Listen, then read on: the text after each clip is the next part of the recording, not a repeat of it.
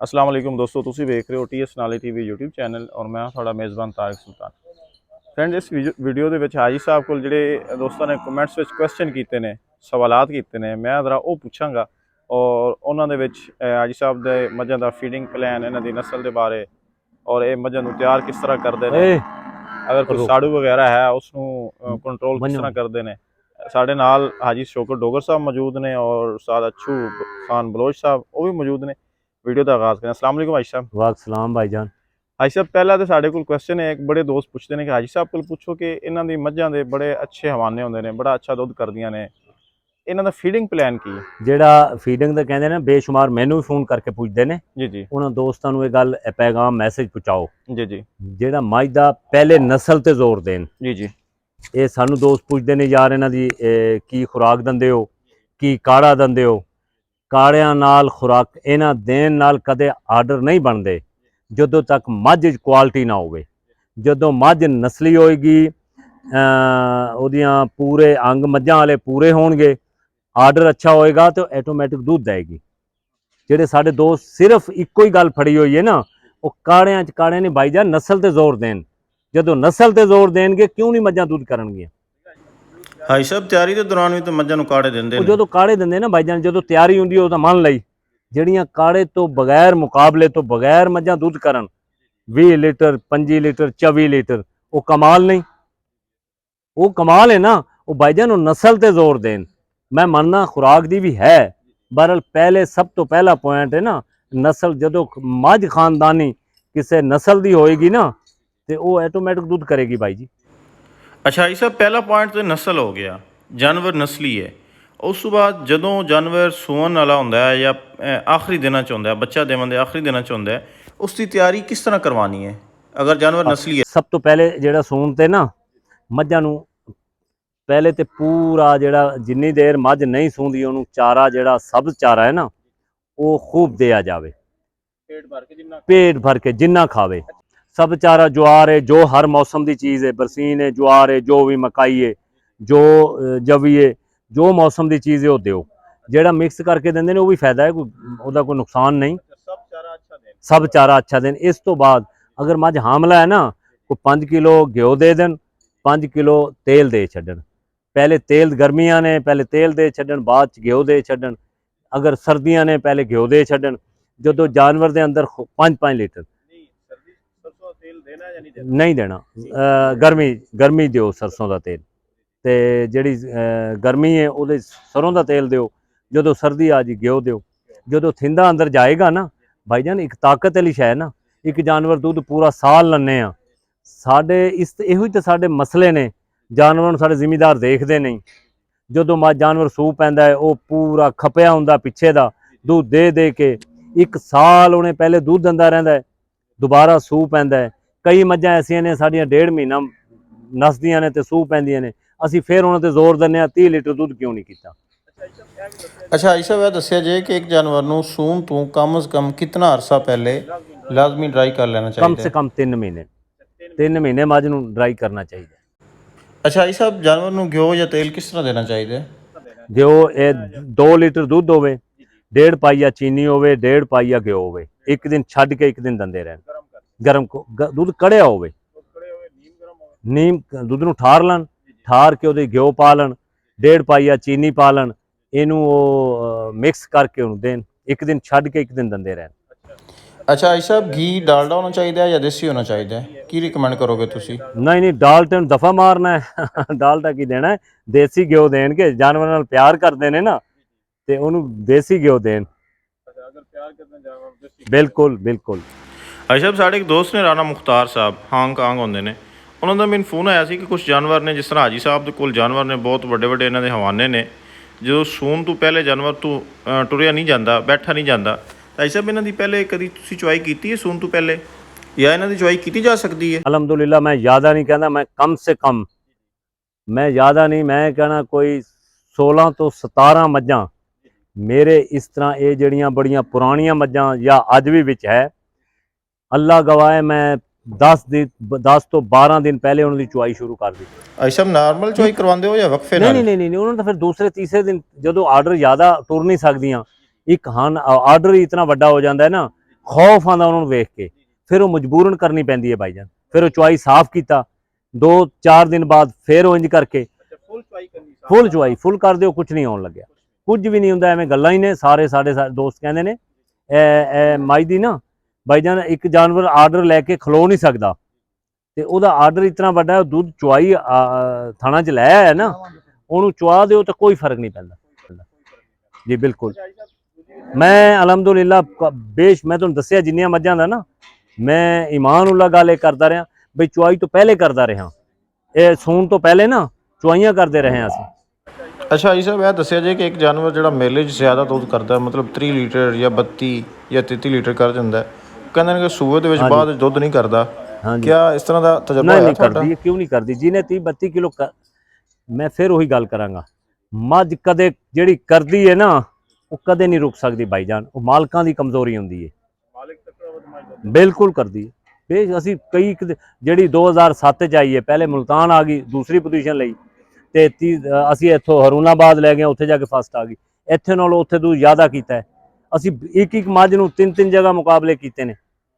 ਇਹ ਜਿਹੜੀ ਮੱਝ ਕਰਦੀ ਹੈ ਨਾ, ਉਹ ਰੁਕਦੀ ਨਹੀਂ ਭਾਈਜਾਨ। ਅੱਛਾ ਜੀ ਸਾਹਿਬ, ਇਹ ਦੱਸਿਆ ਜੇ ਕਿ ਬੱਚੇ ਨੂੰ ਕਿਤਨਾ ਦੁੱਧ ਛੱਡਦੇ ਹੋ, ਬੱਚੇ ਨੂੰ ਕਿਸ ਤਰ੍ਹਾਂ ਪਾਲਦੇ ਹੋ? ਦੋ ਥਣ ਬੱਚੇ ਨੂੰ ਪਿਲਾਣੇ। ਜਿਹੜੀਆਂ ਕੱਟੀਆਂ ਨੇ ਨਾ ਜਾਂ ਕੱਟੇ ਨੇ ਭਾਈਜਾਨ, ਜਦੋਂ ਤੁਸੀਂ ਦੁੱਧ ਉਹਨਾਂ ਨੂੰ ਰਜਵਾ ਪਿਲਾਓਗੇ ਤਾਂ ਆਟੋਮੈਟਿਕ ਤੇ ਕਮ ਸੇ ਕਮ 3 ਤੋਂ 4 ਮਹੀਨੇ 2 ਥਣ ਪਿਲਾਣੇ ਚਾਹੀਦੇ ਨੇ, ਇੱਕ ਪਾਸਾ ਸਾਈਡ, ਇੱਕ ਅਗਲਾ ਇੱਕ ਪਿਛਲਾ। ਇਹ ਰੁਸਤਮ ਬੱਚਾ, ਇਹ ਤੁਸੀਂ ਇੱਕ ਦਿਨ ਪੁੱਛਿਆ ਮੈਨੂੰ, ਇਹੋ ਹੀ ਵਜ੍ਹਾ ਹੈ ਬਈ ਕੱਟੀਆਂ ਜਾਂ ਕੱਟੇ ਭਾਈਜਾਨ ਉਹ ਐਵੇਂ ਨਹੀਂ ਤਿਆਰ ਹੁੰਦੇ, ਉਹਨਾਂ ਦੀ ਇੱਕ ਮਿਹਨਤ ਹੈ। ਉਹਨਾਂ ਨੂੰ ਥੋੜਾ ਜਿਹਾ ਵੰਡਾ ਵੀ ਦੇਣ, ਜਦੋਂ ਚਾਰਾ ਖਾਣ ਲੱਗ ਜਾਣ ਨਾ, ਵੰਡਾ ਵੀ ਦੇਣ। ਜਦੋਂ ਅੱਛਾ, ਤੁਸੀਂ ਨਾਰਮਲ ਰੂਟੀਨ ਦੇ ਵਿੱਚ ਆਪਣੇ ਫਾਰਮ ਤੇ ਜਾਨਵਰਾਂ ਨੂੰ ਵੰਡੇ ਵਿੱਚ ਕਿਹੜੀ ਸ਼ੈ ਪਾਉਂਦੇ ਹੋ? ਵੰਡੇ ਦਾ ਫਾਰਮੂਲਾ ਤੁਹਾਡਾ ਕੀ ਹੈ, ਜ਼ਰਾ ਉਹ ਦੱਸਿਆ ਜੇ। ਰੂਟੀਨ ਦਾ ਇਹ ਚੌਕਰ ਹੋ ਗਿਆ, ਖਲ ਹੋ ਗਈ, ਇਹ ਕਣਕ ਦਾ ਦਲੀਆ ਹੋ ਗਿਆ, ਇਹ ਮੂੰਗੀ ਦਾ ਛਿਲਕਾ, ਛੋਲਿਆਂ ਦਾ, ਇਹੋ ਜਿਹਾ 5-7 ਚੀਜ਼ਾਂ ਪਾ ਕੇ ਉਹ ਕਰਦਾ ਰਹਿਣਾ। ਮੈਂ ਤੇ ਕਰਦਾ ਹੀ ਅਮੂਮਨ, ਮੈਂ ਤੇ 12 ਮਹੀਨੇ ਨਾ ਭਾਈਜਾਨ ਇਹੋ ਹੀ ਕਰਦਾ, ਬਸ ਇੰਨਾ ਕੁਝ ਹੀ। ਹੋਰ ਇੰਨਾ ਸਾਡੇ ਕੋਲ ਨਾ ਟਾਈਮ ਹੁੰਦੇ ਨੇ, ਇਹ ਤੇ ਮੇਲੇ ਦੇ ਦਿਨਾਂ 'ਚ ਜ਼ਰਾ ਬੜੇ ਰਹਿਣੇ ਆ, ਤੇ ਅੱਗੇ ਪਿੱਛੇ ਇਹੋ ਹੀ ਕਰਦੇ ਆ। ਆਇਸ਼ਾ, ਮੇਲੇ ਵਾਸਤੇ ਜਿਹੜਾ ਜਾਨਵਰ ਤੁਸੀਂ ਸਿਲੈਕਟ ਕਰਦੇ ਹੋ, ਉਹਦੇ ਕੋਲ ਕਿੰਨਾ ਦੁੱਧ ਹੁੰਦਾ ਹੈ, ਜਾਂ ਕਿੰਨੇ ਦੁੱਧ ਵਾਲੀ ਮੱਝ ਜਿਹੜੀ ਹੈ ਉਹ ਮੇਲੇ ਵਾਸਤੇ ਤੁਸੀਂ ਪ੍ਰੈਫਰ ਕਰਦੇ ਹੋ? ਜਿਹੜੀ ਬਾਹਰੋਂ ਲਈਏ, ਮੈਂ ਬੰਦੇ ਗਵਾਹ ਨੇ, ਮੈਂ 3 ਲੀਟਰ ਮੱਝ ਦਾ ਦੁੱਧ ਚੋ ਕੇ ਲਈਏ, ਉਹਨੇ ਅਲਹਮਦੁਲਿਲਾ 30 ਲੀਟਰ ਕੀਤਾ ਹੈ। 3 ਲੀਟਰ ਬੰਦਾ ਗਵਾਹ ਇਸ ਟਾਈਮ ਮੌਕੇ ਤੇ ਕਹੋ ਤੇ ਮੈਂ ਤੁਹਾਨੂੰ ਬੰਦੇ ਦਾ ਨੰਬਰ ਲਿਖਵਾ ਦੇਣਾ। ਮੈਂ ਦਿਨ ਦੇ ਕੋਈ 3 ਵਜੇ ਜਾ ਕੇ ਬੱਚਾ ਲਵਾਇਆ, ਮੱਝ ਨੇ 3-3.5 ਲੀਟਰ ਦੁੱਧ ਕੀਤਾ ਹੈ, ਮੱਝ ਨੇ 30 ਲੀਟਰ ਦੁੱਧ ਕੀਤਾ ਉਸ। ਭਾਈਜਾਨ ਨਸਲ ਪਛਾਣੀ ਜਾਂਦੀ ਹੈ, ਅੱਲਾ ਨੇ ਸਾਰੀ ਜ਼ਿੰਦਗੀ ਇਹ ਕਰਦੇ ਰਹੇ ਆ ਨਾ। ਮੈਨੂੰ ਤਾਂ ਯਾਦ ਨਹੀਂ ਮੈਂ ਜ਼ਿੰਦਗੀ 'ਚ ਕੋਈ ਮੱਝ ਚੋ ਕੇ ਨਾ ਬਈ ਇੰਜ ਵੀ ਜਿਹਦੀ ਕੋਈ ਕੰਡਿਆਂ ਤੇ ਚੜਾ ਕੇ, ਮੈਨੂੰ ਤਾਂ ਯਾਦ ਨਹੀਂ ਬਈ ਮੈਂ ਇਸ ਤਰ੍ਹਾਂ ਕਰਕੇ ਲਈ। ਮੱਝ ਵੇਖ ਕੇ ਪਤਾ ਚੱਲ ਜਾਂਦਾ ਹੈ ਮੱਝ ਕਿੰਨਾ ਦੁੱਧ ਕਰੇਗੀ। ਅਗਰ ਇੰਨਾ ਵੀ ਅੰਦਾਜ਼ਾ ਨਹੀਂ, ਉਹ ਕਾਹਦਾ ਬਰੀਡਰ ਹੈ, ਕਾਹਦਾ ਸ਼ੌਕੀਨ ਹੈ। ਆਇਸ਼ਾ, ਇਸ ਦਾ ਮਤਲਬ ਤਾਂ ਹੈ ਕਿ ਦੁੱਧ ਸਿਰਫ ਨਸਲਾਂ ਵਿੱਚ ਹੀ ਆਉਂਦਾ ਹੈ। ਨਸਲਾਂ, ਇਹ ਇਧਰ ਸੁਣੋ, ਇਹ ਬੜੀ ਜ਼ਰੂਰਤ ਨਾਲ ਗੱਲ ਕਰੋ। ਨਸਲਾਂ ਦੇ ਵਿੱਚ ਦੁੱਧ ਹੈ ਭਾਈਜਾਨ, ਕਤਨ ਨਹੀਂ। ਜਿਵੇਂ ਤੁਸੀਂ ਪਹਿਲੇ ਪੁੱਛਿਆ ਨਾ ਮੇਰੇ ਝੋਟਿਆਂ ਦਾ, ਮੈਂ ਐਵੇਂ ਤਾਂ ਨਹੀਂ ਕਿ ਮੈਂ ਬੜੀ ਜ਼ਰੂਰਤ ਨਾਲ ਫਖਰ ਨਾਲ ਕਹਿਣਾ, ਮੈਂ ਐਡਾ ਮੁਤਮੀਨ ਹਾਂ, ਅੱਲਾ ਗਵਾਹ ਹੈ। ਮੇਰੇ ਝੋਟੇ ਦੀਆਂ ਮੱਝਾਂ 30-30 ਕਿਲੋ ਦੁੱਧ ਕਰਨ, ਇਹ ਮੈਨੂੰ ਸਭ ਤੋਂ ਵੱਡਾ, ਮੈਂ ਜਿੰਨੇ ਮੁਕਾਬਲੇ ਜਿੱਤਿਆ, ਮੈਂ ਅਲਹਮਦੁਲਿਲਾ ਬੜਾ ਕੋਈ 20 ਸਾਲ ਦਾ ਕਰਦਾ ਰਿਹਾ, ਬੇਸ਼ੁਮਾਰ ਮੈਂ ਮੁਕਾਬਲਿਆਂ 'ਚ ਗਿਆ, ਦੁੱਧ ਕਰਾਏ ਨੇ, ਦੋਸਤ ਚਾਹੁੰਦੇ ਰਹੇ ਨੇ, ਵੇਖਦੇ ਰਹੇ ਨੇ। ਤੁਹਾਡੇ ਸਾਹਮਣੇ ਜ਼ਮਾਨਾ ਵੇਖਦਾ ਰਿਹਾ ਹੈ, ਅੱਜ ਸਾਰੇ ਵੇਖ ਰਹੇ ਨੇ। ਉਹ ਇੱਕ ਸਾਈਡ ਤੇ ਹਰ ਚੀਜ਼, ਜਦੋਂ ਮੇਰੇ ਝੋਟੇ ਦੀ ਕੱਟੀ ਨੇ ਦੁੱਧ 30 ਲੀਟਰ ਕੀਤਾ ਹੈ, ਝੋਟੀ ਨੇ 30-30 ਕਿਲੋ ਕੀਤਾ ਹੈ, ਅੱਲਾ ਗਵਾਹ, ਮੈਨੂੰ ਸਭ ਤੋਂ ਵੱਡਾ ਫਖਰ ਇਸ ਗੱਲ ਦਾ, ਖੁਸ਼ੀ ਇਸ ਗੱਲ ਦੀ। ਹਾਜੀ ਸਾਹਿਬ, ਤੁਸੀਂ ਕਹਿੰਦੇ ਹੋ ਕਿ ਮੇਰੀ 25 ਸਾਲ ਦੀ ਮਿਹਨਤ ਹੈ, ਤੇ ਹਾਜੀ ਸਾਹਿਬ ਹਰ ਬੰਦਾ 25 ਸਾਲ ਤਾਂ ਨਹੀਂ ਮਿਹਨਤ ਕਰ ਸਕਦਾ, ਜਾਂ 25 ਸਾਲ ਤਾਂ ਨਹੀਂ ਲਾ ਸਕਦਾ। ਜਦੋਂ 25 ਸਾਲ ਐਵੇਂ ਨਹੀਂ ਗੱਲ ਬਣਦੀ, ਐਵੇਂ ਫਿਰ ਉਹ ਨੈਟ ਤੇ ਲਿਖਣ ਨਾਲ ਤੇ ਗੱਲ ਬਣ ਜਾਣੀ ਹੈ। ਸੁਬਾਹ ਲਿਖ ਦੇਣ, ਹਾਂ ਬਿਲਕੁਲ ਕਰਨ। ਜਿਹੜੇ ਦੋਸਤਾਂ ਕੋਲ ਮੱਝਾਂ ਨੇ ਉਹ ਅੱਛੇ ਸਾਨਾਂ ਕੋਲੋਂ ਕਰਾਸ ਕਰਾਉਣ, 2.5 ਸਾਲ ਝੋਟੀ ਤਿਆਰ ਹੋ ਜਾਂਦੀ ਹੈ। 2.5-3 ਸਾਲ ਝੋਟੀ ਤਿਆਰ ਹੋਏਗੀ ਤੇ ਉਹ ਸ਼ੌਕੀਨ ਬਣੇਗਾ। ਕੱਲ ਪਰਸੋਂ ਹਾਜੀ ਸਈਦ ਉਤਿਆਣਾ ਸਾਹਿਬ ਆਇਆ, ਉਹ ਸਾਡੀ ਇਹੀ ਗੱਪਸ਼ਪ ਹੋ ਰਹੀ ਸੀ। ਜਦੋਂ ਮੈਨੂੰ ਕਹਿਣ ਲੱਗਿਆ ਹਾਜੀ ਸਾਹਿਬ ਜਿਹੜੀਆਂ ਅਸਲ ਗੱਲ ਤੇ ਕਹਿੰਦਾ ਅਸਲ ਗੱਲ ਤੇ ਹੈ, ਜਿਹੜੀ ਮੱਝ ਆਪਣੇ ਝੋਟੇ ਦੀ 30 ਲੀਟਰ ਦੁੱਧ ਕਰਿਆ, ਬੜੀ ਇੱਕ ਐਜ਼ਾਜ਼ ਤੇ ਬੜੀ ਫਖਰ ਵਾਲੀ ਗੱਲ ਹੈ। ਭਾਈਜਾਨ ਸੰਡਾ ਤਾਂ ਹਰ ਵਕਤ 'ਚ ਨਾ, ਮੈਂ ਹਰ ਵਕਤ 'ਚ ਉਹ ਸਮਝਦਾ ਰੱਖਦਾ ਰਿਹਾ। ਮੇਰੇ ਕੋਲ 300 ਜਾਨਵਰ ਰਿਹਾ ਹੈ, 250 ਰਿਹਾ ਹੈ, 200 ਰਿਹਾ ਹੈ, ਮੈਂ ਉਹ ਸਮਝਦਾ ਰੱਖਦਾ ਰਿਹਾ ਇਸੇ ਵਜ੍ਹਾ ਤੋਂ। ਭਾਈਜਾਨ ਸੰਡਿਆਂ ਦੀ ਵਜ੍ਹਾ ਤੋਂ ਤਾਂ ਝੋਟੀਆਂ ਬਣਦੀਆਂ ਨੇ ਹਰ ਟਾਈਮ। ਮੁਲਤਨ ਅੱਛੂ ਨੂੰ ਮੈਂ ਦੇ ਰਿਹਾ, ਅੱਛੂ ਨੂੰ ਮੈਂ ਦੇ ਰਿਹਾ। ਉਹ ਸਾਡੇ ਜਿਹੜਾ ਦੋਸਤ ਨੈਟ ਤੇ ਨਾ ਉਹ ਕਰਦੇ ਨੇ ਉਹ ਉੱਚੀਆਂ ਨੀਵੀਆਂ ਗੱਲਾਂ, ਮੈਂ ਉਹਨਾਂ ਨੂੰ ਦੁਆ ਵੀ ਦਿੰਦਾ, ਮੈਂ ਸਲਾਮ ਵੀ ਪੇਸ਼ ਕਰਦਾ। ਉਹ ਖੁਸ਼ ਰਹਿਣ। ਮੈਂ ਮੇਰਾ ਹੀ ਸਲਾਮ ਪੇਸ਼ ਉਹਨਾਂ ਨੂੰ ਇਹ ਗੱਲ ਸੁਣ, ਇਹ ਵੀ ਕਰ ਰਿਹਾ। ਰਾਤੀ ਨਾ ਮਰੇ ਦੇ ਨਾ। ਹਾਂ ਇਧਰ ਸੁਣੋ, ਨੈਟ ਤੇ ਲਿਖ ਕੇ ਲਾ ਛੱਡਦੇ ਨੇ ਜਿਹੜੇ ਲਾ ਛੱਡਦੇ ਨੇ। ਮੈਂ ਦੁਆ ਦੇ ਰਿਹਾ ਮੈਂ ਸਭ ਨੂੰ।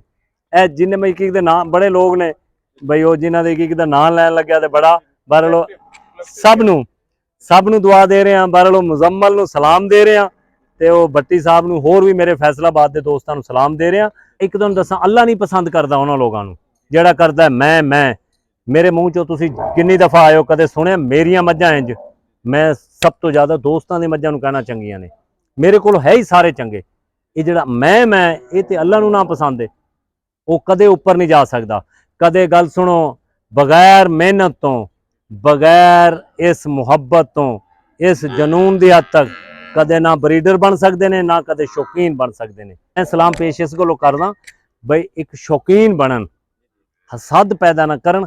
ਹਸਦ ਕਰਨ ਵਾਲੇ ਅੱਜ ਤੱਕ ਇੰਜ ਕਰਨ, ਆਪਣੇ ਬਜ਼ੁਰਗਾਂ ਨੂੰ ਪੁੱਛ ਲੈਣ ਵੀ ਜਿਹੜੇ ਲੋਕ ਹਸਦ ਵਾਲੇ ਪਾਸੇ ਆਉਂਦੇ ਨੇ ਕੀ ਕਦੇ ਪੌੜੀ ਤੇ ਚੜ੍ਹੇ ਨੇ? ਚੜ੍ਹਦੇ ਉਹੀ ਨੇ ਜਿਹੜੇ ਨੀਵੇਂ ਹੁੰਦੇ ਨੇ। ਅੱਲਾ ਨੂੰ ਉਹੀ ਪਸੰਦ ਨੇ ਜਿਹੜੇ ਨੀਵੇਂ ਹੁੰਦੇ ਨੇ। ਕਦੇ ਉਹਨੂੰ ਜ਼ਿਆਦਾ ਫਲ। ਤੁਸੀਂ ਦੇਖੋ ਨਾ, ਸਾਰੇ ਕਹਿੰਦੇ ਨੇ ਇਹ ਕਰਨ ਨਾਲ ਨਹੀਂ।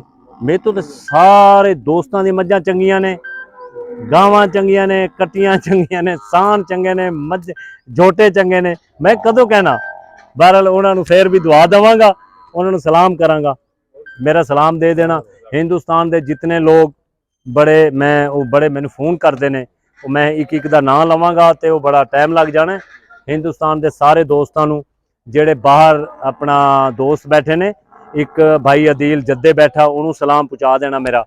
ਤੇ ਹੁਣ ਮੈਂ ਨਾਂ ਲਵਾਂ ਤੇ ਉਹ ਮੇਰੇ ਖਿਆਲ ਬੜਾ ਟਾਈਮ, ਇੱਕ ਬੰਦੇ ਦਾ ਦਰ ਤੋਂ ਨਾਂ ਲੈ ਰਿਹਾ, ਹਾਜੀ ਅਜ਼ਹਰ ਸਾਹਿਬ ਮੰਡੀ ਬਾਉਦੀਨ ਤੋਂ, ਉਹਨੂੰ ਸਲਾਮ ਪੇਸ਼ ਕਰ ਰਿਹਾ। ਉਹ ਸਲਾਮ ਦੇ ਦੇਣਾ। ਉਹਦੇ ਬੇਲੀ, ਪੱਪੂ, ਮਨਜ਼ੂਰ, ਸਾਰੇ ਦੋਸਤਾਂ ਨੂੰ, ਹਾਜੀ ਮੁਨੀਰ ਹੋ ਗਿਆ, ਭਾਈ ਇਮਤਿਆਜ਼ ਰਾਂਝਾ ਹੋ ਗਿਆ। ਇਸ ਤਰ੍ਹਾਂ ਕਰਦੇ ਮੁੜਦੇ